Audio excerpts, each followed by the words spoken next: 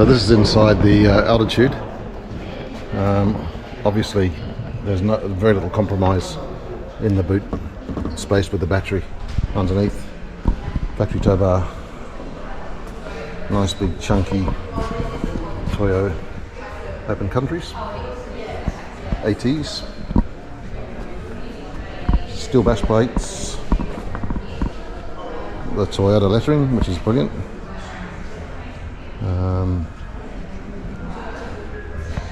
Yeah, very good looking car in my humble opinion. Absolute ripper. Side steps are plastic, unfortunately. I would have thought the off-road model would have had steel side steps, but it doesn't. But it's a really nice package. No compromise with the boot, as I said. It's a brilliant vehicle. Right, here we are, test driving in the new Prado 250 in the VX model. One of the things I really love about it is the switchgear. You've got proper hard switches for everything. Great screen. Fantastic visibility actually all around, but the cameras in this car are amazing as well. You've got all your off-road modes there. In the altitude you'll have your rear locking diff plus your sway bar disconnect. And there's your mode select button there with your crawl control as well. And your multi-terrain select.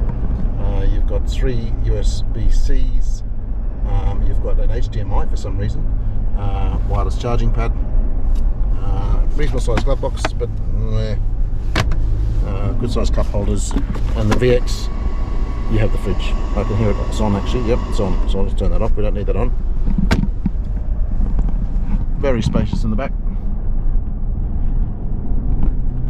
Great seats, heated and cooled. It's a little bit noisier than my Jeep Grand Cherokee 3-litre turbo diesel V6.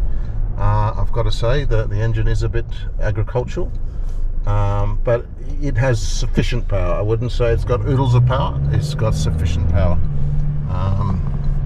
for driving. You know, it chugs along nicely at 110 on the highway, as you'd expect, and the suspension's great.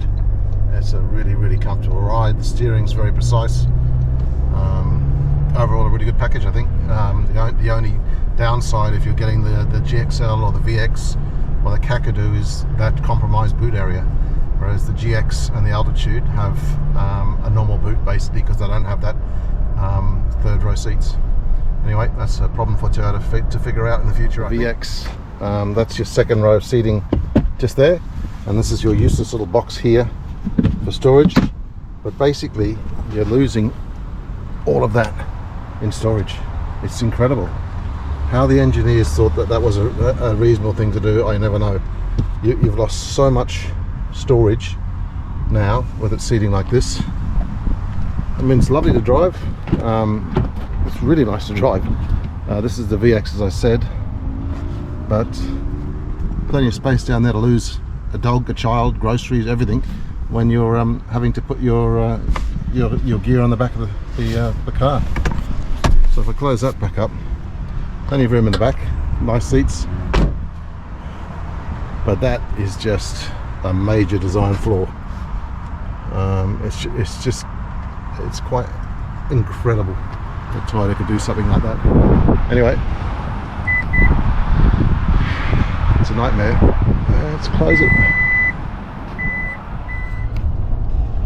So summing up my feelings on the new 250 Prado in Australia. Overall positive. There are some niggles. Number one obviously being the boot space compromise on the GXL, VX and Kakadu models. The Altitude is fine, the GX is fine because they're only 5-seaters. Engine noise. The engine is a little bit more agricultural than I would have liked under acceleration, but having said that, on highway speed it's a very quiet ride. Overall driving characteristics, and I'm no expert, I'm not an auto journalist, this is my own opinion, it drives superbly. Really, the suspension they've tuned really well, it soaks up the bumps, the steering is direct and light, it's the electronically assisted now I believe, which is new for this model.